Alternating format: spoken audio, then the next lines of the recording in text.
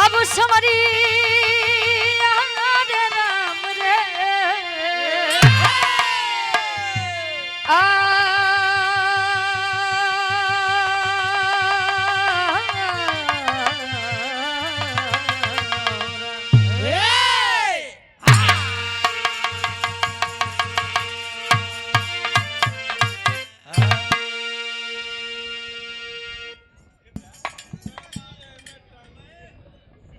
अब भैया तू ही गा लेता भाई 1 घंटा हमका आराम मिल जाता बा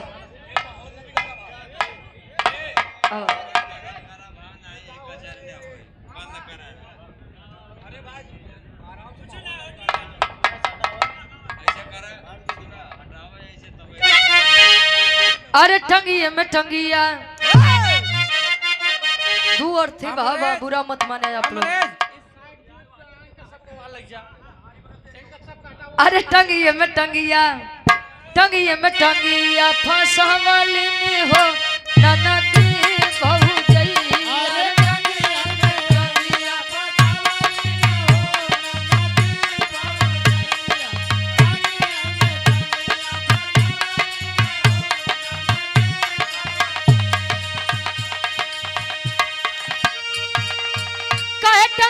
टंगिया फसवली रे ननदी टकाए ऊपर ऐसे डाल के हिलवाली हो ननदी बहु जइया रे ऊपर ऐसे डाल के अरे ऊपर ऐसे डाल के हिलवाली हो ननदी बहु काहे ऊपर ऐसे डाल के हिलवाली रे ननदी बहु तकाए माल सफेद गिरवाली हो ननदी बहु जइया रे माल सफेद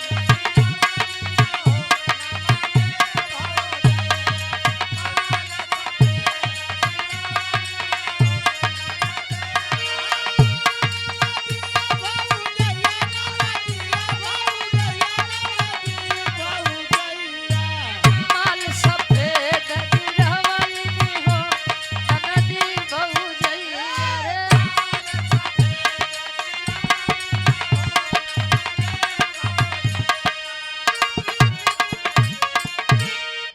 अंकुर ऑपरेटर साहब 50 रुपया बहुत बहुत गेहूं लेके जाता लगे बैठा त जाता में जब गेहूं डाल के मुट्ठा पकड़ के घुमावे तब सफेद सफेद माल गिरावे।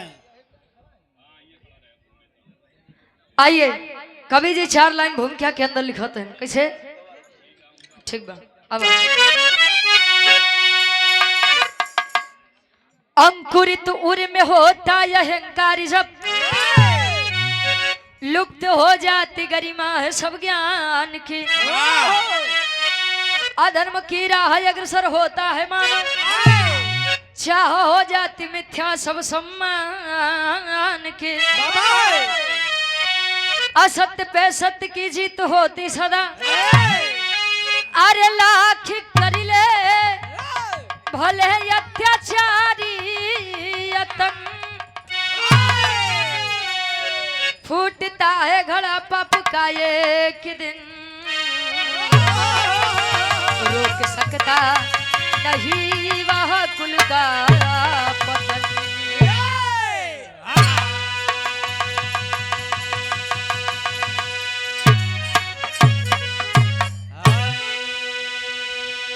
कहे अंकुरित उर में होता है अहंकार जब लुप्त हो जाती गरिमा है सब ज्ञान के।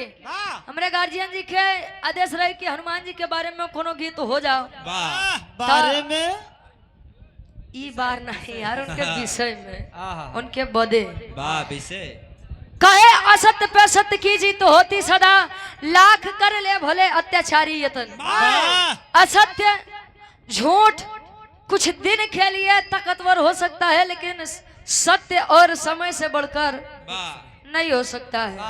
दुनिया में एक बात जान लो गुरुजी घमंड सबके बा केहू के धन के घमंड बा केहू के बल के घमंड बा। एक मिनट भैया केहू के अपने सुंदरता के ऊपर घमंड बा, बात केहू के अपने मेहरारू के ऊपर घमंड बा। जैसे तो का अच्छा मेहरारू के ऊपर घमंड काहे न हो भैया। अरे वाह, इन नीला ड्रम में डाले वाले समय में पतिव्रता मेहरारू जो के मिल जा भाई घमंडे रहे तो ओकरे घमंडे रहे। वाह, हैदर अली गुरु जी एक गीत गावे कि दुश्मन मिले सवेरे मगर मतलबी यार न मिले, वाह, अरणुआ रहा जन्म भर मगर मेहर छिनार न मिले। वाह, जिंदगी भर अकेले रहिला, लेकिन अगर चरित्रहीन नारी मिल जाए तो भैया चरित्रहीन नारी मिल जाए तो बियाह नहीं करे के चाहिए। वाह, अवधेश कुमार यादव जी ये दूल्हे के आप पूजनीय मामा जी 51 रुपया बहुत बहुत धन्यवाद। आशीर्वाद के छारे के मुझे अपनी कला में कामयाब रहे। विराह में ए भैया आज आप गाला और यह गाय के बाद हो बंद कर दिया कार्यक्रम। अब भैया आ जाए दूल्हे बादशाह जी क्या पूजनीय बड़े मामा है 100 रुपया बहुत बहुत धन्यवाद। हम ही बड़े कातरे की बिरहा वाला यार माहौल है ना भैया आ जाए ना ना आ जाए। अरे अब जो हम कहते हो क्या माना ढेर सम्मान कर लिया आप लोगों के। अब भैया आजा भैया यहाँ गार्जियन नहीं वो सब यार के मालिक यहाँ वो बताओ तो ही ना। आ भैया नहीं नहीं आ जाइए। अरे मनई के शांत करवा ही नहीं पावता हमें कहते बिरहा बक्की हमरे इतनी एनर्जी फालतू के थोड़ी बा। अब मत गया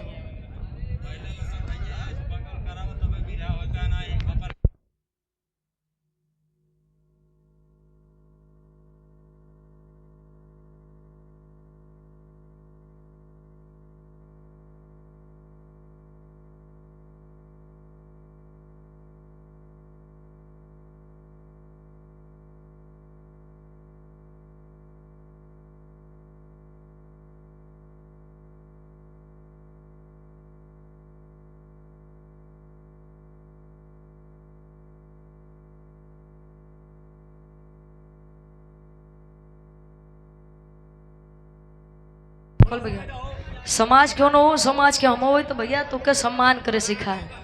हाँ तो हम थोड़ी कहते कि समाज के बहरे के है। जब एक कहती हम गाओ तो आज के 5 मिनट गा ले तो पता लग जाए कि एनर्जी का होता। यार से हटा हटा बाहर से हटा बाहर से नहीं हटा बाहर से उनके हटावा।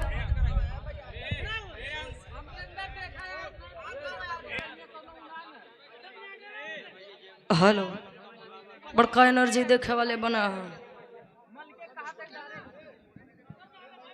हेलो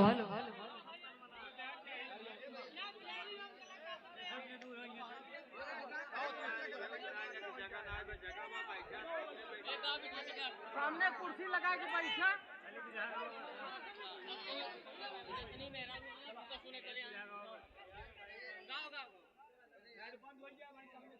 हेलो तो हम पहले बताए ना कि बिरहा वाला माहौल यहाँ नहीं बा। रोज हम लोग समाज में टारते देखते कहाँ कौन समाज बा। अब कवि जी बड़ी सुंदर गजल के भाव लिखते हैं कैसे। अब बस ये आखिरी बार बा अब एक बाद हो कुछ मामा आप झेला। अब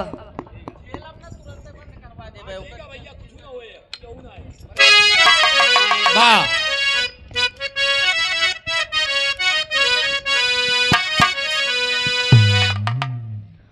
खोना लइखा अपने बेवफा सनम बदे कहे वाह, दुनिया में डब्लू गुरु जी वाह, इस संसार में किसी के पीछे कितना भी भाग लेंगे लेकिन अगला इंसान ही आपको पागल ही समझेगा। वाह, ढेर के बाबू भैया खरा तू यह समझी कि एकदम छुतिया बसार वाह, को गुरु जी। वाह, आज के समय में झूठन के जमाना बा जे जितने झूठ बोल ले जाओ ओकर ढेर इज्जत बा।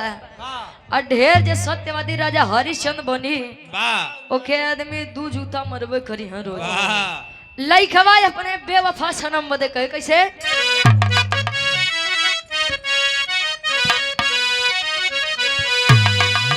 मेरे खून दिल की मेहंदी मेरे खून दिल की मेहंदी हाथों में ना लगाना लगाना मेरे खून दिल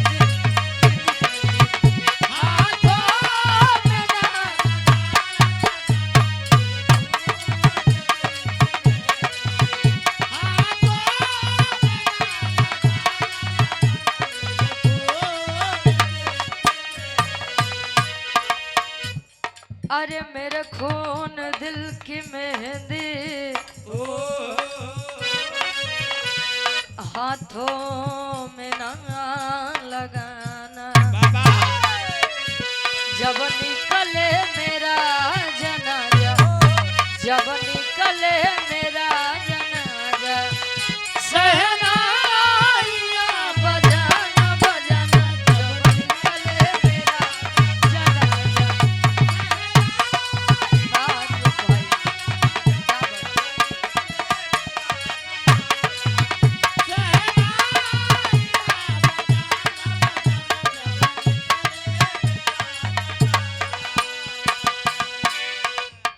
कहे जब निकले मेरा जनाजा, सहनाइयाँ तुम बजाना।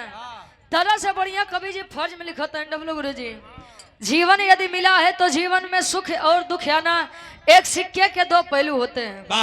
जीवन में यदि सुख आया है तो दुख आएगा जरूर, और दुख आया है तो सुख आएगा जरूर। हमें देखने में दूसरों की जिंदगी बड़ी बढ़िया लगती है कि यार काश उनके जगह होई तो बड़ा नीक रहता। अब वो आदमी से पूछा कि ओकरे ऊपर का बीत होता गुरु जी। कवि जी लिखते हैं कैसे, अब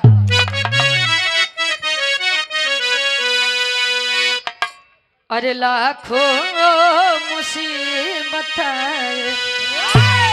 लाखों मुसीबत उसे हंस के गले लगाना लगाना, लाखों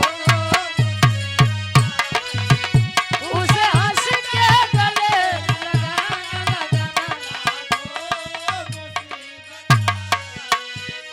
अरे लाखों मुसीबत है उसे हंस के गले लगाना, कर्मों से हो न बिचल, कर्मों से हो न बिचल, तुम अपना फर्ज निभाना निभाना,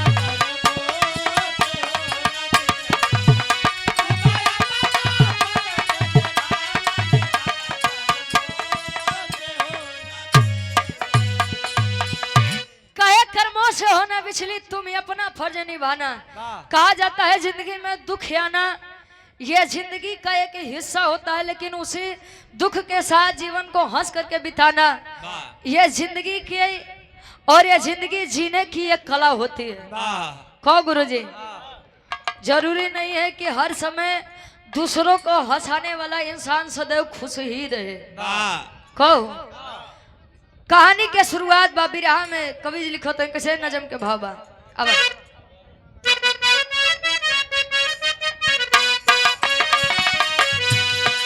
सोनू प्रधान जी लुटुआपुर से 20 रुपया, बहुत बहुत धन्यवाद। होता समय बलवान वेद शास्त्र बताते, होती उन्हीं की जीत जो पग आगे बढ़ाते, सीता हरण किया था कानन में दशानन, पापी कुलीन कर्म किया घोर या पावन, कपिदल के साथ सागर तट पे आए खरारी, कपिदल के साथ सागर तट पे आए खरारी, शिवलिंग धापनाती किया राम तैयारी।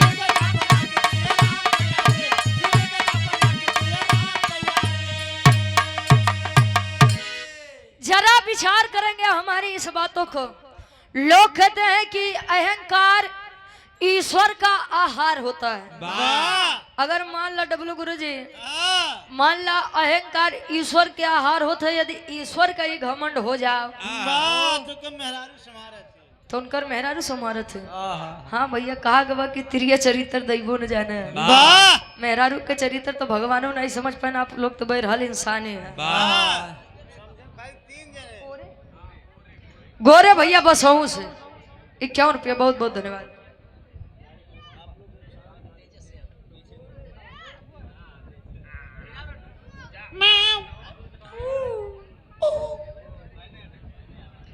तेजस्व यादव,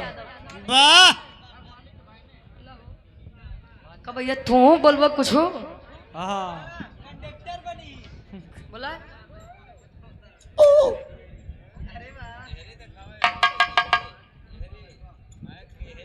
बोल रहा है? सोचत बा का बोली इतना जनक बीचे में कर बेचारे क्यों कुछ सुनबे नहीं करिया।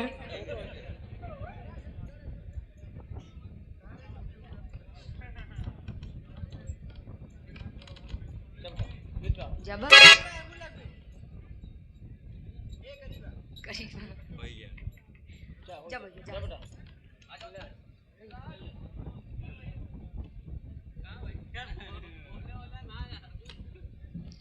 राहुल यादव कानपुर से दूल्हे बादशाह जी के आप पूजनीय मामा जी, आपके द्वारा 51 रुपया बहुत बहुत धन्यवाद। आशीर्वाद के चार के मुझे अपनी कला में कामयाब रहे। वाह लोग बताते हैं, वेद शास्त्र बताता है कि संसार में समय से बड़ा बलवान कोई नहीं होता है। कहे पुरुष बलि होत नहीं, समय होत बलवान। बिलन रूपी गोप का जुलहिबान। अरे वाह गुरुजी, समय यदि चाहे तो राजा से रंग बना दे, समय यदि चाहे तो रंग से राजा बना दे। केवल समय समय के बाद बा गुरुजी। तिलक राज यादव हमारे पूजनीय चाचा जी, आपके द्वारा 100 रुपया बहुत बहुत धन्यवाद। बसहू से आप अरामा काका हमारे 51 रुपया बहुत बहुत धन्यवाद। अच्छा हमारे चाची को आया तो चाची चली आवा अब ही कुछ देर हाँ यही में चीन ले हमारे चाची के नहीं हो। नहत में खोल के आवा। ए भैया आप लोग जानते हैं, लोग कहते हैं कि रामायण काल्पनिक है, काल्पनिक ही सही, लेकिन इसमें बताई गई बातें अगर लोग अपने जिंदगी में अमल करना चालू कर दें तो जान ला जीवन सुधर जाए भाई। कहो प्रभु श्री रामचंद्र जी अपने पिता की आज्ञा के लिए 14 वर्ष का वनवास करने के लिए चले गए। आजकल के लड़का केवल माई बाबू के बात मान के 14 महीना कमाए चल जाए भाई। पेट पिराए लागे उनके। शादी के पहले तो चलाए मान बा, लेकिन शादी के बाद अगर चला गए तो फोन लगा कहे बाबू अब का बताइए यार के पानी हमें नहीं सूट करत बा। गोड़ी बदले खोए। अब जो ले यार नहीं आई जाबो घरे सेवा नहीं हुई तो ले हम नहीं ठिकाब। सोनू प्रधान जी हमारे गार्जियन जी लुटुकापुर से आपके द्वारा पुनः 200 रुपए का सम्मान बहुत बहुत धन्यवाद। भाई लक्ष्मण चले गए अपने भाई के प्रेम के लिए 14 वर्ष का वनवास करने के लिए। माई सीता चल गई 14 वर्ष के वनवास करे बड़े भाई। आज के मेहरारू देख ले तनी के समाज में लोग रहते हैं और देखे भी हैं केहू केहू बाजे ठीक ठाक बा, नहीं तो बाबू से तनी झगड़ा हो दुल्हन कहे के काम करा माई बाबू के काम अपन निपट ली है तब हमें बुलाया। कहो संदीप भैया सुजीत भैया हमारे बुआ के लड़का है भैया। राम राम हमार बड़का भैया, धन्य होगी आप लोगों के देख के हम बहुत बहुत धन्यवाद। ए भैया प्रभु श्री रामचंद्र जी 14 वर्ष का वनवास करने के लिए माँ सीता के साथ भाई लक्ष्मण के साथ गए। माई सीता के हरण भो आप लोग जाना था, तमाम युद्ध लड़ाई भा हर आखिरी चरम पे युद्ध बा। प्रभु श्री रामचंद्र जी अपने अनन्य भक्त हनुमान जी के बुलाई के एक बात कहा। कौन बात कहा गुरु जी? एक लाइन तरस के गीत लगत बा।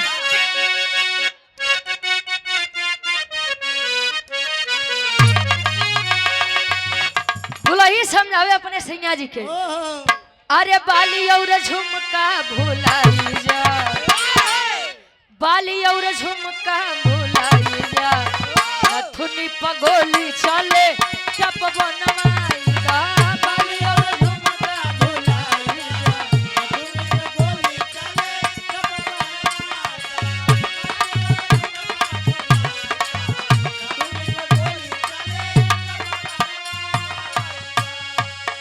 मनवा के सपना सजाई दा। बेटा हनुमान मनवा के सपना सजाई दा, यानी पंडित कभी कोई ढूंढ के लिया मनवा के।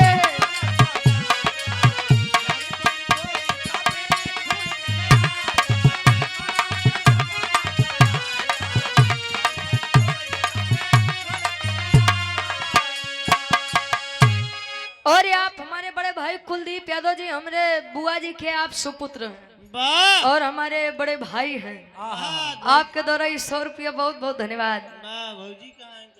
आशीर्वाद के चारे कुआरा है भाई, हम ना समझे तुम मेहरारू के पीछे काहे बड़ा पड़ रहा वाह उन्हें एक बात तो साफ बा भैया, ये हमारे चाची के पाई के तो तर गए, लेकिन हमारे चाची पता नहीं कौने बबूरे पे जल चढ़ावत नहीं जो नहीं के पाई के गए। पाई ए भैया वाह तनी विचार करिया, यहाँ प्रभु श्री रामचंद्र जी हनुमान जी से कहें कि बेटा हनुमान, मैं चाहता हूँ कि रावण का विनाश होने से पूर्व कुछ अच्छा काम हो जाए, मतलब कि हमारे आराध्य भगवान भोलेनाथ के तनी पूजा आराधना बिनती इबादत हो जाओ। कहे तो कहें कि जा तनी जा इस संसार के जो सबसे बड़ा पंडित हो के लई क्या बा।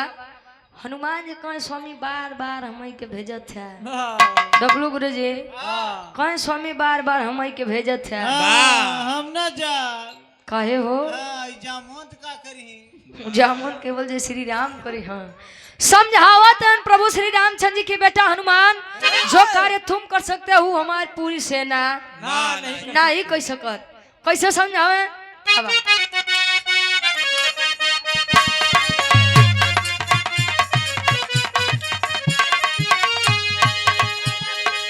सामर्थ तो हो जा में बातें कपिराई, अनुष्ठान भी प्रजी से देता कार्रवाई।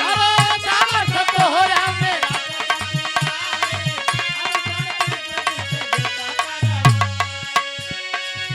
माना वाक्य माना सा पुराईगा, माना वाक्य माना सा पुराईगा, ज्ञानी पंडित का भी कोई ढूंढ के लिया आएगा। माना वाक्य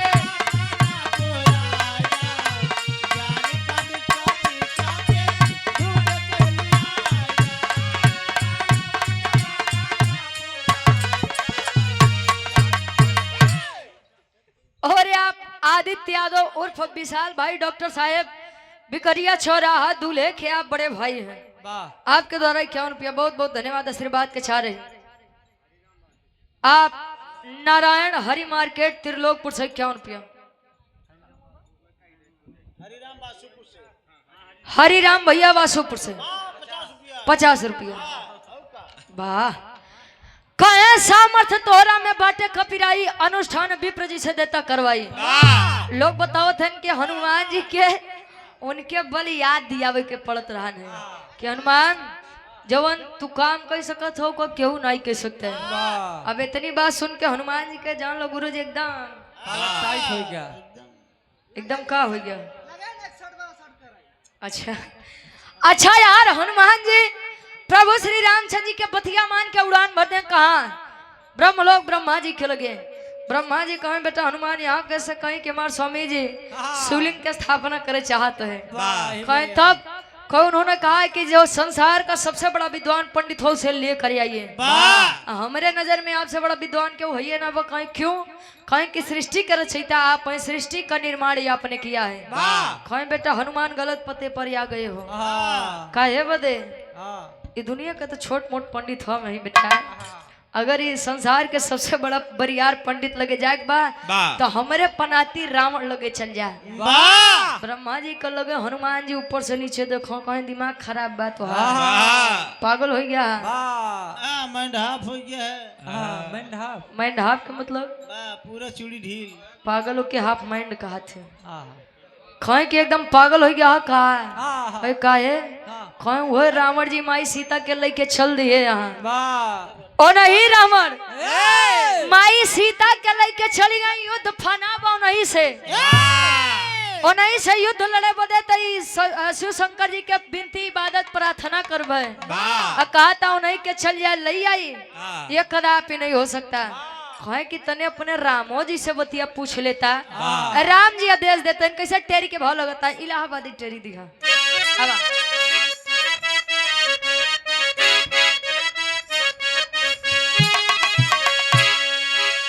अरे बोले बोले खरारी तब बजरंगी से बोले बोले बोले खरारी तब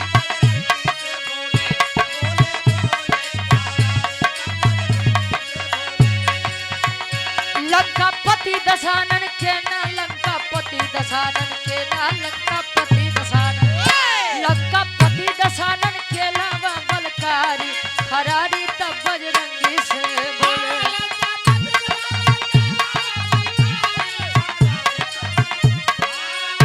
लंकापति दशहरन के लावा बलकारी खरारी तब कहे लंकापति दशहरन के अलावा बलकारी खरारी तब बजरंगी से बोले हनुमान जी आए के राम जी के बताओ। राम जी कहे बेटा हनुमान ब्रह्मा जी कहाँ हैं? कहे कि ब्रह्मा जी नहीं आए। क्यों नहीं आए? उन्होंने कहा कि संसार का सबसे विद्वान पंडित रावण है। कहे तब हिया का कर चली आया है, हिया का कर चली आया तू। भाड़ा किराया कम रहा ले आई हुआ समय करेंसी तू ही चलावत रहा। कहे कि यार का करे चलिए। कहे रे महाराज तनी जागा, दिमाग खोला। अरे रावण के बात हो बा महाराज, उहे रावण नहीं इज्जत से बोला, रावण जी बोला। खो भैया जे घरे घरे शनिदेव बंदी बन के बैठा रहा कदम के नीचे, जे करे घरे पवन देव झाड़ू लगावे, डब्लू गुरुजी जे साक्षात लक्ष्मी के अपने दरवाजे उठाई के लेके चली जाओ भाई। लक्ष्मी जी उनके आगे बेना डोला में तो सिर्फ बरियार वीर के होई हो। जे 6 महीना आगे के बाद 6 महीना पीछे के बात जान जाओ। कहो ए भैया कहे कि रावण के बात होत बा नहीं रावण जो माई सीता के लई के चली गए। कहें तो हम कहाँ कहते कि दूसरे रावण के बात होत बा। बेटा हनुमान आज उनके पास एक योद्धा का दूध बनकर नहीं बल्कि एक लाचार यजमान का दूध बनकर जाइए। अच्छा हनुमान जी एक ऐसा भक्त रहे कि डब्लू गुरु जी वो अपने प्रभु के बात कभो नहीं काटे। राम जी के बात मान के उड़ान भर दे, लेकिन सोचते हैं कि रे साला राम जी के बतिया मान के हर तक चली तो आए। अब पता लगे रावण ये हर रूप में देख ले ता आए ऐसे नहीं, लेकिन बेइज्जत करके दरवाजे से भगाई दे। एक काम करी अपन रूप बदल ले। अच्छा जब रूप बदलन डब्लू गुरु जी बुढ़वा का रूप रखे लगे हिलत खापत पहुंचे कहा दरबारी लगे। कहे भैया दरबारी दादा रावण जी के नगरी है बा। खुश रहो रावण की कृपा तुम पर हो। ए भैया कहे कि रावण जी के नगरी है बा। कहे हाँ बाबा ये है बा। कहे कि लइका रे कहे कि उ तनी घरे पूजा पाठ के आयोजन कराई कोनो बढ़िया पंडित नहीं मिला जैसे हम रावण के चली आए लावे बदे। कहे बाबा तनी यहाँ आओ। कहे का? कहे तू बूढ़ी आदमी लगत आया से तो समझावत ही कि रावण जी अंदरवा राम जी से लड़े बदे योजना बनावत है। देखा के हिया हम युद्ध रोके बदे पूजा पाठ करवावत है, सार लड़े बदे योजना बनावत बा। चले न अच्छा हिलत कांपत रावण जी के दरबार में तो रावण देख करके मुस्कुरा दिया। जब रावण जी मुस्कुराते हैं तो लगे हनुमान जी सोचे कि अरे साला वो तो पूछिया तो नहीं रही हो। लगे उलट पलट के देखा है। रावण जी समझावत हैं कि आखिर मैं मुस्कुरा क्यों रहा हूँ। एक लाइन स्वर्गीय गुरु रामदेव गुरु जी वाली तरह लगत बा। कैसे? श्रद्धा यादव जी सोनारी अमेठी से बड़ा दूर दूर से मनैया आया हो। 50 रुपया। आदित्य बाबू बसहू से 51 रुपया। बहुत बहुत धन्यवाद।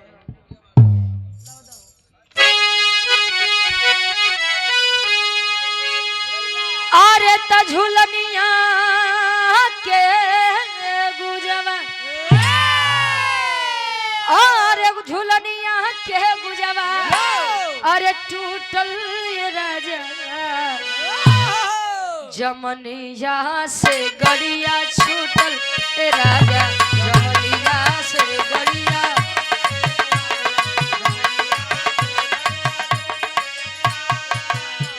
कहे झुलनिया के गुजवा टूटले राजा जमनिया से गड़िया छूटले राजा। गाजीपुर में एक स्टेशन बाजे के जमनिया स्टेशन बोलो हम सोची जवनिया से नहीं, जवनिया से गाड़ी नहीं छूटत, जमनिया से गाड़ी छूटत हो। तू यार टाइम ढेर सुनते हैं। स्टेशन नाम बदलाता है। रावण जब मुस्कुरात बा तो हनुमान जी पूछे कि आप मेरी इस अवस्था को देख करके मुस्कुरा रहे हैं, हंस रहे हैं, रावण कहे महाराज हमारे तनी औकात कहाँ जौन हम आपके देख के मुस्कुराई। वाह हम तो आपके चतुराई के ऊपर मुस्कुराते हैं। का बतावे? अरे बोला दशानन, अरे बोला दशानन हे हनुमान आवा तोहार पुछिया कहाँ बा हमके बतावा तोहार पुछिया।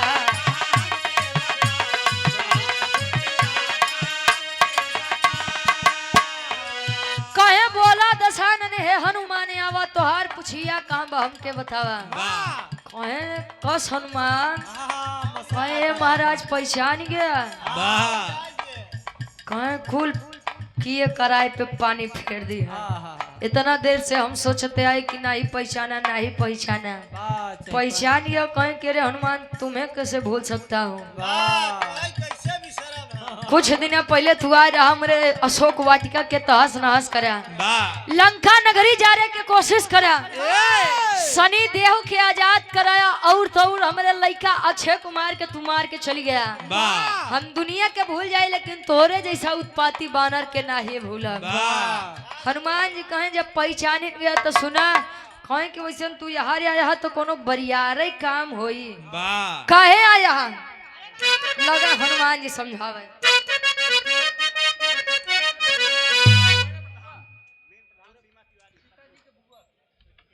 आप सम्मानित गार्जियन जी, हमारी पूजनीय बुआ जी और इस ग्राम की प्रधान साहिबा है, प्रथम नागरिक। हाँ प्रथम नागरिक हो हमार बुआ आप सीमा तिवारी जी, आपके द्वारा इस भाव का सम्मान ढेर सारा मैं पुरस्कार देकर किया गया।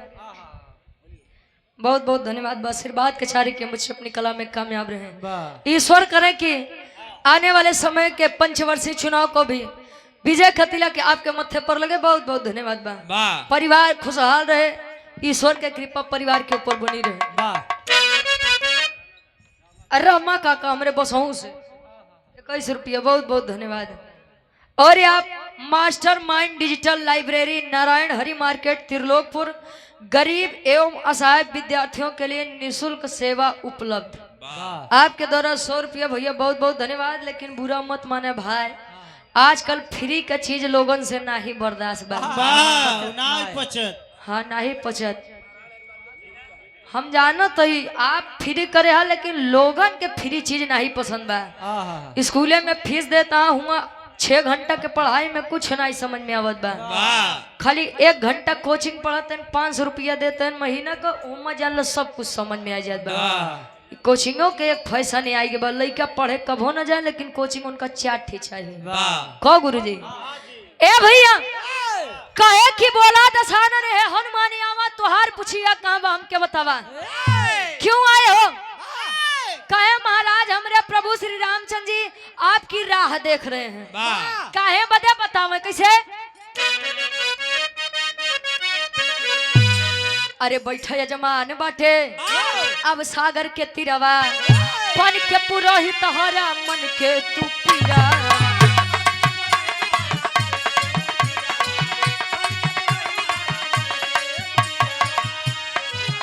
अरे आप शिवलिंग के, अरे आप शिवलिंग के पूजा करावा तोहार पुछिया कहवा हमके बतावा।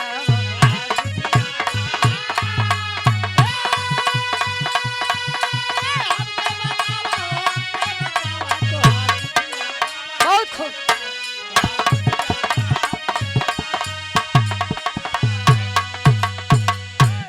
कहे बैठा यजमान बटे सागर के तिरवा, बन के पुरोहित हरा मन के तू पिरवा।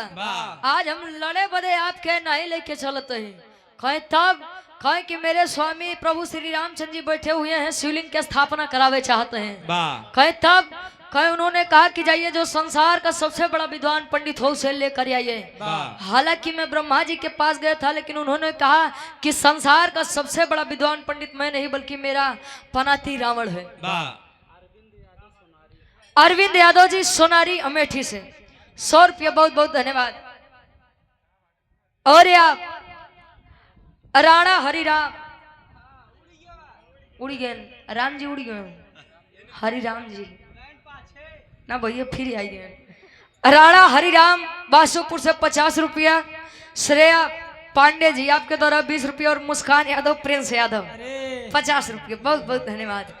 ए भैया अच्छा यार इतनी बतिया जब रावण सुना कहे हनुमान दिमाग खराब हो गया तुम्हारा, पागल हो गए हो। युद्ध आखिरी चरण पे बात तोरे लोग के पूजा पाठ लगा बा। इतनी बतिया छुप के मंदोदरी जी सुने एक बात आप लोगन के बताई भाई कि अगर मेहरारू 10 बात कहा है तो हम से केवल डब्लू गुरु जी 4 बात मान्या। अगर जोने दिन मेहरारू के 10 बात माने लगभग तो मेहरारू जब चाही जैसे चाही वैसे ही बैंड बजाई।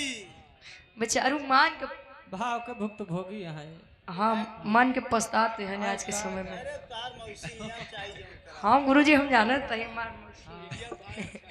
ए भैया नहीं हकीकत बात है जवन लड़का अपने मेहरारू के चलते ज्यादा चलत है मामा। ये बात का प्रमाण बाटे कि माई बाबू से सबसे पहले वह अलग होत बा खो दादा। और लड़का केतनो बढ़िया काम कर जाए लेकिन वो बियाहे के बाद खराब हो ही जाते कहे कि जब से हमार लड़के के बियाह होगा तब से जान डब्लू गुरु जी लड़कियों पूरा मेहरमता हो तबे तार बियाह हो नहीं होत बा वो न करे। ए भैया अगर दामाद बिटिया के माने तो कहाँ जान ला हमारी इस दामाद ईश्वर सबके दे। बेटवा तनी के पतोहू के माने लगे कहे कि जा खुल मारे इज्जत नाश कर दी है। जा मेहरी टोक पकड़ के बैठ जा। ए भैया एक न एक दिन आई जाते हैं। ए भैया अच्छा यार इतनी बतिया जब मंदोदरी जी सुना तो मंदोदरी जी अपने स्वामी रावण जी के मनावन करत बा। कहे स्वामी जौने दिन सीता जी के लेके आया वही दिन समझाए कि अल्लाह के चला जल लौटारी आवा नहीं माना कम से कम हमारे एक बात मान ला। अगर रावण जी आपके जाने से कुछ काम बढ़िया हो जाएगा तो हो ही सकत कि तोहार पाप तो नहीं कम हो जाओ। समझाओ तो कैसे एक लाइन गीत लगत बा प्रभु श्री रामचंद्र जी मनावन करे कैसे।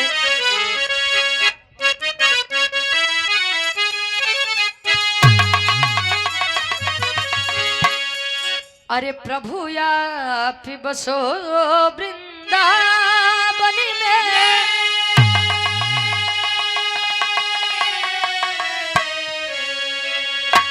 अरे प्रभु आप बसो वृंदावन में मेरी उम्र बीत गई गोकुल में। प्रभु आप बसो वृंदावन में मेरी उम्र बीत गई गोकुल में। कहे प्रभु आप बसो वृंदावन में मेरी उम्र बीत गई गोकुल में। द्वापर युग जहाँ से सच में बिरहा की उत्पत्ति हुई थी।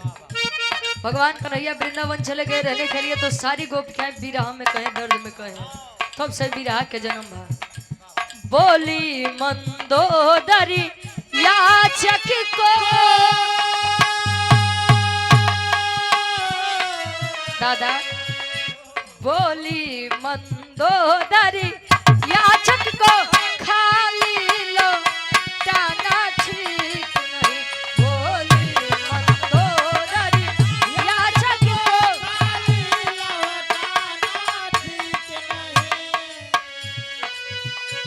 बोली मंदोदरी याचक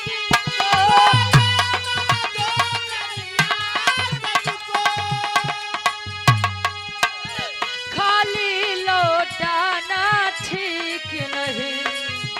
क्यों जो खुद हो मुसीबत का मारा जो खुद हो मुसीबत का मारा उसे और सताना ठीक नहीं। जो खुद हो मुसीबत कहे जो खुद हो मुसीबत का मारा उसे और सताना ठीक नहीं। लिखा गया है कि अतिथि देवो भव मेहमान भगवान के समान होता है। एक बात मेरी आप लोग जरा विचार करिएगा संसार में और समाज में उस इंसान से कभी भी सम्मान की उम्मीद मत रखिएगा जिसका खुद का सम्मान न हो। जो करे खुद सम्मान न का दूसरे के सम्मान दे हो। कितने आदमी यहाँ पहले के काका आप लोगन के जमाने में जब और लोग जाए दूसरे के दुआरे तो हमारे काकी दादी लोग लोग बतावत हैं कि बढ़िया पानी पिया दे, वाह दूध दही मट्ठा लाई के दही दे, आहा खाए पिया के पूछे कि कस भैया बड़ा दूरी से आओ तो कोनो काम बका। आजकल आदमी तो इतना ढीठ हो गया कि पूछिए भैया खाना खाए के आया कि घरे जाब तब खाबा। भी समझे नहीं आवत बा कि कौन रिकिम के सम्मान आदमी देते हैं दरवाजे पर। कहो गुरु जी कहो। ए भैया कहे कि स्वामी मेरी बात मानिए, अगर हनुमान जी आपके पास है कि यजमान का दूत बनकर आए हैं तो वो आज के समय में और प्रेजेंट टाइम में हमारे और आपके लिए भगवान है, और मेहमान का अनादर यानी कि भगवान का अनादर। वैसे शिवलिंग की स्थापना करवानी है तो वैसे भी शंकर जी आपको क्या रात देन और रामो जी क्या रात देन चली जाए। पोथी पत्रा उठाए पुष्पक विमान पर बैठे चल दिए। आज राम और रावण जी आमने सामने बैठा है। राम जी सोचे कि रावण कुछ बोला, रावण सोचे कि राम कुछ बोला, रावण जी कहे राम जी से ये कुछ बोलो बा, आप में गाड़ी छुड़ी जाए। राम जी कहे कि आप आज पुरोहित बना है तो आप पे कुछ बोला। रावण जी बड़े गंभीर स्वर में बोले कि आप कौन है? तो है नहीं मालूम हम के हैं। जितना पूछिए उतना बताया। और आप सम्मानित गार्जियन जी ये वाला ना रानू वासुपुर से आपके द्वारा 20 रुपया बहुत बहुत धन्यवाद। और आप सम्मानित गार्जियन जी हमारी ये पूजनीय बुआ जी पुष्पा तिवारी जी लवली से यानी हमारे ही ग्राम सभा से हमारे। वाह लवली चस्ता खा चस्ता नहीं पोखता खा तो के का कही तू जब खुद हंडिया से आया तो कहा के आदमी के नाम बढ़िया ले बा। हमारी पूजनी बुआ जी आप पुष्पा तिवारी जी लवली से। और आप सम्मानित हमारे फूफा जी राजेश तिवारी प्रधान जी कि आप भाभी जी आपके द्वारा ये 100 रुपए का सम्मान बहुत बहुत धन्यवाद। आशीर्वाद के चारे के मुझे अपनी कला में कामयाब रहे। अच्छा बुआ फूफा बड़ा नजदीक है यहाँ का हो। चलो अब एक बात तो याद हो जाए कि बसहूँ अगर प्रोग्राम जाए के बाद भैया वो मेठी में बा विश्वास माना 12 बजे तक कुल आदमी जानते रहे कि बसहूँ भैया पट्टी तरफ बा सब वहाँ जाए बड़े परेशान रहे न। कहो ए भैया जरा विचार करिए। अच्छा रावण जी बड़े गंभीर स्वर में बोले राम से कि आप कौन है? राम जी कहे आपके नहीं पता बा, कहे जितना पूछी उतने बताए, ढेर अपन दिमाग मत लगाया। हम पूछब तू बतावा आप कौन है, कहाँ से आए हैं? अरे महाराज जी जंगलों में का करत है तू? लगा हनुमान जी देखा टुकु टुकु कहे रावण जी सही से पगलाई यहाँ का हो। राम जी समझावत हैं कि मैं अयोध्या नगरी के राजा दशरथ का ज्येष्ठ पुत्र राम हूँ। पिता की आज्ञा के लिए 14 वर्ष का वनवास करने के लिए अपनी पत्नी सीता और छोटे भाई लक्ष्मण के साथ आया था। रावण से कहते हैं कहें कि वह पापी रावण, वह दुष्ट रावण, नीच रावण। इतना मत ही बुला कर है। कहे कि मेरी पत्नी सीते को ले जाकर के अपनी लंका नगरी में रख लिया। रावण जी कहनो हो ये तो बड़ी गलत बात बा, दूसरे के मेहरारू के देखब के मतलब पाप होता। हनुमान जी लगे मुस्किया कहे कि ऐसा बताओ तहा जैसे ये बड़का दूध के धोवा है। रावण जी राम जी से कहे कि अगर कुछ आपको मांगना हो इस युद्ध के लिए तो आप मांग लीजिए। राम जी कहे कि ये महाराज सचो देबा, कहे कि हाँ देव, कहे ऐसे न तिरवाचिया बांधा। डबलू गुरु जी जवन मांगब तो देबा। हाँ बच्चा बोल। जवन मांगब तो देबा। हाँ मिले मांग ले बेटा। जवन मांगब तो देबा। दिल खोल के लवा 2-4 बीघा नामे कह देता भाई। अबे बाबू जी है। अच्छा ठीक बा।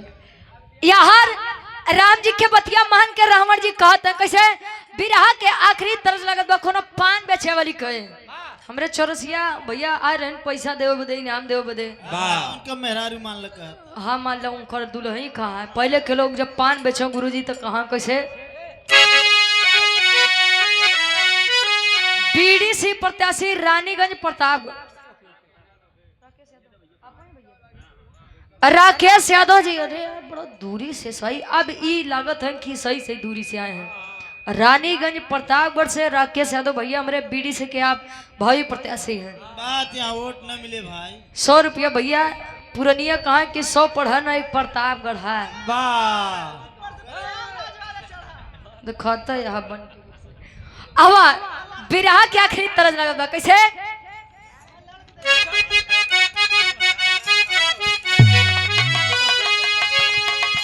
अरे त कोठे ऊपर कोठरी हलवैया के दुकान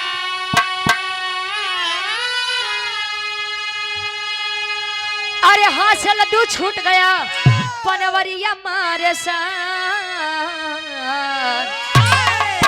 अरे पनावा खाइला राजा हमारी दुकान पनावा खाइला राजा पनावा खाइला राजा हमारे दुकान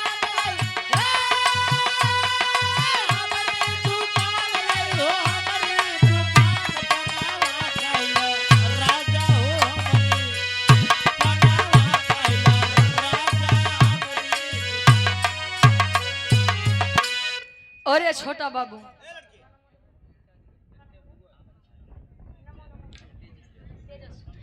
तेजस यादव ये हमारा छोटा भाई है। आपके द्वारा ये ढेर सारा मैं पुरस्कार वैसे आशीर्वाद दिलक हम खुद नहीं भैया जगह जगह हम खुदे मांगते ही बात कटोरा ले घूम जा तोरी ना विद्वान आदमी जकरे साथे रहे तो कर कल्याणे भाई वाह पढ़ लिख के अपने जिला जवार के नाम रोशन करा अपने माई बाबू के नाम रोशन करा।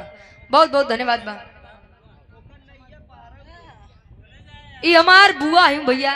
बात दुआ ले लेन से फिर ना भैया भर भर के दुआ ले परेशान मत हो यार। वाह प्रयागराज वाले मिल के पागल कैसे ये मेरे बुआ फूफा आया है। अच्छा फूफा छोड़ दिए यहाँ घरे हाँ गुफा में चला गए हैं। ये मेरे बुआ हमारे गुड्डा बुआ ये आपके द्वारा 100 रुपया डिहवा के ऐतिहासिक सरजमी से बहुत बहुत धन्यवाद बुआ इसे दुआ देते रहा है। बाबी हवा के हाँ बाबी हवा की धरती डिहवा पागल बहुत बहुत धन्यवाद। चला आज एक बुआ जरूर पहचान में आ गई हो। और आप अच्छा नारायण हरि मार्केट त्रिलोकपुर संरक्षक ये हमारे मामा यानी 4 भाई हैं भैया। आप राहुल यादव जी बिजनेसमैन, मोहित यादव मामा हमारे मैनेजर साहब, अजीत यादव एयरफोर्स और अमित यादव MBBS डॉक्टर। बात मौसी तो आ रहे मामा जा मौसी के लिए आया हुआ आपके द्वारा ये 200 रुपए का सम्मान बहुत बहुत धन्यवाद। आशीर्वाद के चारे के बच्चे अपनी कला में कामयाब रहे। एक को मामी मम्मी यहाँ बा ना था हमारे रंडुआ ही हैं। मौके पे 2 मामी यहाँ तो मामी चली आवा। अब रिश्तेदारी में हम तनी फायदा उठाइए ली भाई। आवा मामी चली आवा आवा आवा दिखाई दे कम से कम। हाँ हाँ अपन जलवा जलवा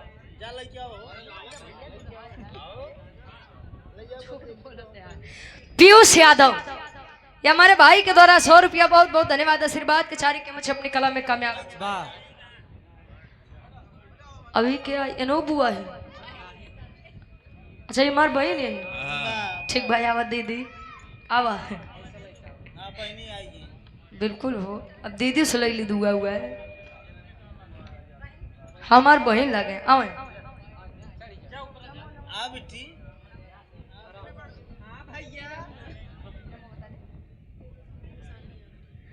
अच्छा ये तेजस बाबू की आप पूजनीय माता जी और हमारी बड़ी बहन है आप शालिनी यादव जी। तोरे लइकवा के गुरुजी का लगा मौसी। अरे भाई मौसी से हमका बड़ा देर लागत है। 100 रुपया बहुत बहुत धन्यवाद। ठीक बा बहने ठीक ही हो बहुत बहुत धन्यवाद बा। अब ले लो भैया काहे झूठ बोलत है भाई। भाई मेरा नहीं रखबे हैं आप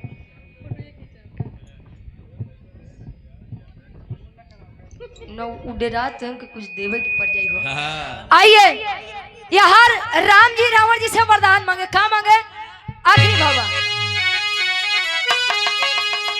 अरे वीर दशानन के आगे तब बोले हैं करतार, अरे यह लालसा दिल में बटे करा मन तू चार। अरे तले लंका हरिओम तले लंका पति के हम गर्दन उतार ले लंका पति के हम गर्दन उतार। देश गजब बा।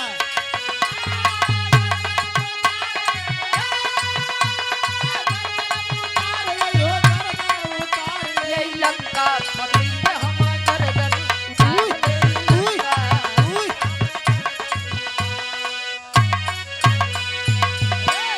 कहे कि महाराज खाली ये तने चीज दा।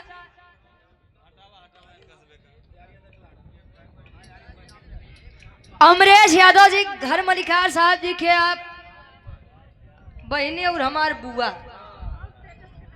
और तेजस के नानी। अरे बा बुआ बा पियावे दूध बतावे पानी। अब बुआ मौसी मामी हरे संहार ले, ये बहुत बड़ी बात बा। बा सब वही लिखता हम मौसी ने। हाँ हाँ भैया बहुत बहुत धन्यवाद बा। और आप नारायण हरि मार्केट त्रिलोकपुर 50 रुपया राकेश यादव गौरा रानीगंज प्रतापगढ़ जिला पंचायत प्रत्याशी वार्ड नंबर 3 से आपके द्वारा 50 रुपया ईश्वर करें कि विजय का तिलक आपके मत्थे पर लगे भैया। और ये आप पवन कुमार यादव जी मेजर का पूर्वा बसहू 50 रुपया, सत्येंद्र तिवारी बसहू से 50 रुपया। और ये आप संत राम यादव मेजर का पूर्वा बसहू से 100 रुपया भैया बहुत बहुत धन्यवाद। कहे कि महाराज खाली ये तने वरदान दा कि हमारे सामने यदि रावण जैसे वीर योद्धा के साथ हो, वो 10 मुड़ी वाले रावण के साथ हो तो कर 10 शीश काट के आई। रावण बोला एवं मस्त ऐसा ही होगा। ए भैया पहले के लोग कहा कि रघुकुल रीति सदा चली आई, प्राण जाई पर वचन न जाई। दुल्हा के मामी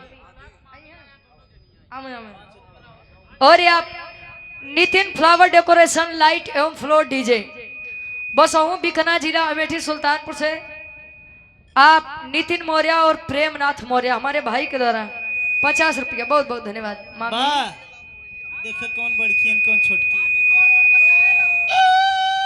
है ना। प्रयागराज से चोरी आई भाई पायल तो खम गबो नहीं भाई यार नहीं हुई जेती के ले तुला। अरे मामा बढ़िया मामी। और ये हमारी छोटी बहन है आरजू। क्या बात है वाह। अच्छा आपके बिटिया हैं बहुत बहुत धन्यवाद। जब मामा इतना शौकीन थे तो कहीं नहीं वाह ये अपने मम्मी को पड़ गई। बहुत बहुत धन्यवाद बा। ये हमारे दोनों मामी एक बार हमारे मामी के नाम पर आप लोग जोरदार ताली बजा दो भैया। वाह वाह ये सब बेटा है डब्लू गुरु जी। अबे मुंह नहीं देखा तब वो पहचान गया कि लड़की मामी के ऊपर गए। वाह कलर बता दी।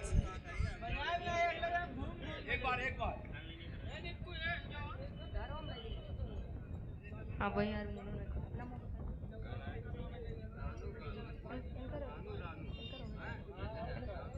और यह सम्मानित हमारे गार्जियन जी आप पूजनीय मामी जी कंचन यादव जी ये आपके द्वारा।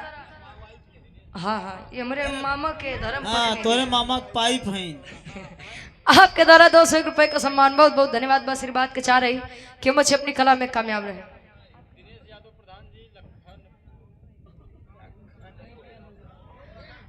वाह ठीक बा ऐसे वैसे निको लागत बा। दिनेश यादव जी प्रधान जी हमारे लखनपुर के आप प्रधान जी हमारे गार्जियन जी के द्वारा 100 रुपया भैया बहुत बहुत धन्यवाद।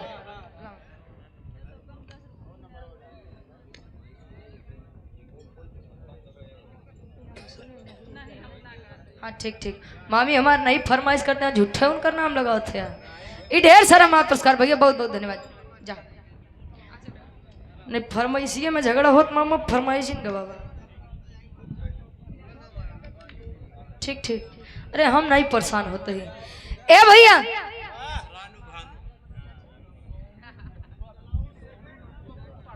सोनू गार्जियन जी हमारे प्रधान जी लुटुआपुर से न भैया कब्बे से तो प्रधान जी आते हैं तो प्रत्याशी हो गए। सोनू प्रधान जी लुटुआपुर से आपके द्वारा 100 रुपये भैया बहुत बहुत धन्यवाद।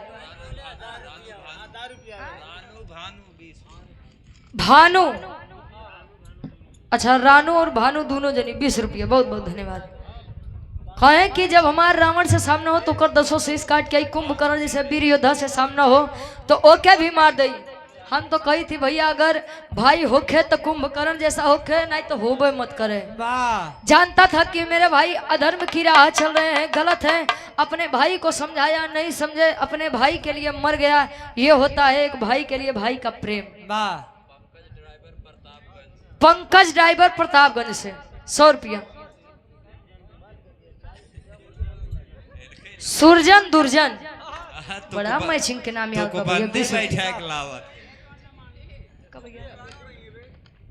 ले लो उनसे। आइए कवि जी पापड़ के भाव में लिखते हैं। रावण बोलत बा राम जी से कैसे, अरे रघुराई से बोले मधुरी बानी रावण ज्ञानी हो। रघुराई से बोले मधुरी बानी रावण ज्ञानी हो। हम करा मिलके दोनों पराती रावण ज्ञानी हो।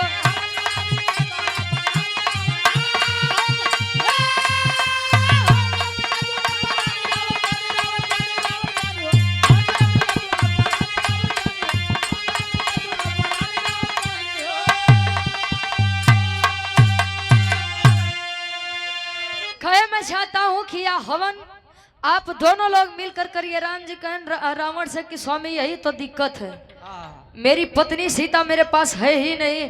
कहीं काम करा, विश्वास मानिएगा कि मैं वापस लौट कर आऊंगा जरूर। अच्छा यार चल दिए ना शोक वाटिका, सीता जी के लेके आए, हनुमान जी का भेद देन की जा शिवलिंग लेके आवा कैलाश पर्वत से। धीरे धीरे समय बीतत बा, जब हनुमान जी नाही लौटन डबलू गुरु जी तैयार शिवलिंग के आकार देते हैं। कौने चीज के? बालू के पिंड से। जब आकार दे शिवलिंग की स्थापना करावन लई के रावण चल दिया तो हनुमान जी आई गए। हनुमान जी जब आए तो कहें कि महाराज जब यह करे का करे, हमको उतनी दूर भेजा है। कहे मतलब कहीं एक तो बालू के पिंड से आकार दी है बाटा, तनी से हवा बतास आई तो ऐसे ने उड़ जाई। कहे कि हनुमान तोरे अंदर जितना ताकत हो, जितना बल हो, लगाई अगर शिवलिंग यहाँ से बाहर हो जाए तो जवन काबा तो उन्हें हार के चल जावे। कहीं का महाराज छोटा मुंह बड़ी बात करत है, एक अपने पूछिए से हार बाहर कह देवे। जब नाही कह पाए डबलू गुरु जी लगे न हाथ से जोर अजमावे, माई सीता निकाल के सेनूर लगावत है, खून बहात बंद बहात, तब से लोग बताओ थे कि हनुमान जी के श्रद्धालु लोग सिंदूर चढ़ाया करते हैं। एक मान्यता यह भी है जब माई सीता सिंदूर लगावत रही, हनुमान जी पूछन माई लाल कलर का बा, कहीं कि बेटा इसे लगाने से राम जी की आयु लंबी होती है। गए अपने पूरे देह में लगाए के चली आए। ये बड़े कहा गया कि अगर हनुमान राम जी जैसा भगवान क्यों नहीं बा तो हनुमान जी जैसा भक्त भी कोई नहीं है। जरा विचार करेंगे उस स्थान का नाम क्या पड़ा जो रावण के साथ उस जगह पे शिवलिंग की स्थापना कराई गई थी। आखिरी भाव खड़ी के बाबा और पर्यंत टाइम में विद्यमान विवाह। अरे हीने नाही पिंडा वीर दशानन बिहसे, अरे करिया रघुबर लड़ई जा समर में हमसे।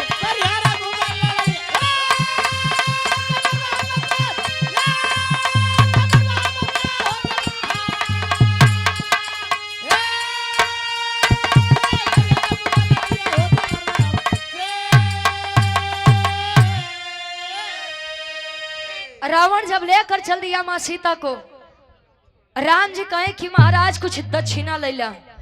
रावण बोला कि दक्षिणा में का दे सको था, तोरे ईटा पाथर के मकान बा, हमारे सोने के लंका बा, रही तार रखी मेहरारू हमारे कब्जा बा, का दे बा।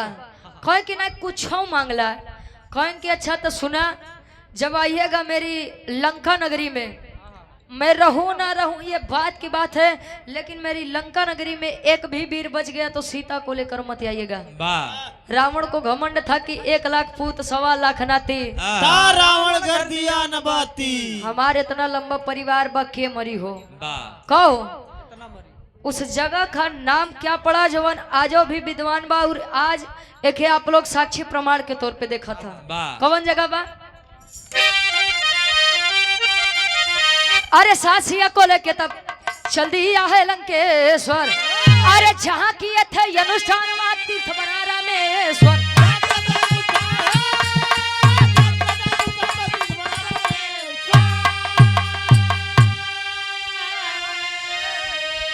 अरे दुनिया करती दर्शन आया समर में हमसे। अरे करिहारा घुबर ललैया समर में हम। साथिया को लेके तब चल दिया है लंकेश्वर।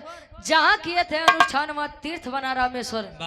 जो नहीं आजकल ही बड़ा गया जगन्नाथ जी के भंडारा भदरान बा मामा। 4 धाम बा भतरान बजवन मतलब जौन बड़ा आवत बा के हमले रोक के भाषा में हम ही का बोलवा दे। भतरान भरदरान बा एक के बोलत है ये शुद्ध बा। ए भैया 4 धाम बा जेमा गया जगन्नाथपुरी और तीसरा धाम रामेश्वरम धाम बा जहाँ भारत देश के आखिरी छोर बा और जहाँ से लोग बताते हैं कि राम सेतु के आज भी कुछ अंश मिलते हैं। जहाँ चली जा कि पाथर केतनो बड़ा बरियार फेंकबा तू पानी में नहीं डूबी। एकरे आगे साइंसो फेल बा। कहो आखिरी में खानदान के परिचय बा। और या पवन कुमार यादव जी मेजर का पूर्वा बसों से 50 रुपया। अंजनी यादव जी मेजर का पूर्वा बसों से 50 रुपया। सत्येंद्र तिवारी बसों से 50 रुपया। नीरज पांडे भैया बसों से 50 रुपया। राकेश यादव गौरी रानीगंज प्रतापगढ़ से जिला पंचायत प्रत्याशी वार्ड नंबर 3 से 50 रुपया। ईश्वर करें कि विजय का तिलक आपके मत्थे पर लगे। और आप कृष्णा राजभर उर्फ मास्टर साहेब अंबेडकर नगर सम्मनपुर से 20 रुपया। और अरुण यादव बसों से 50 रुपया। गुरु बिहारी गुरु गणेश गुरु रामलाल गुरकारी स्वर्ग बसे चंद्रिका कवि बच्चन जी बने पुजारी हो। अरे खरारी तब बजरंगी से कहे तया दो रुचि अब भगवान की लीला न्यारी। खरारी तब बजरंगी से कहे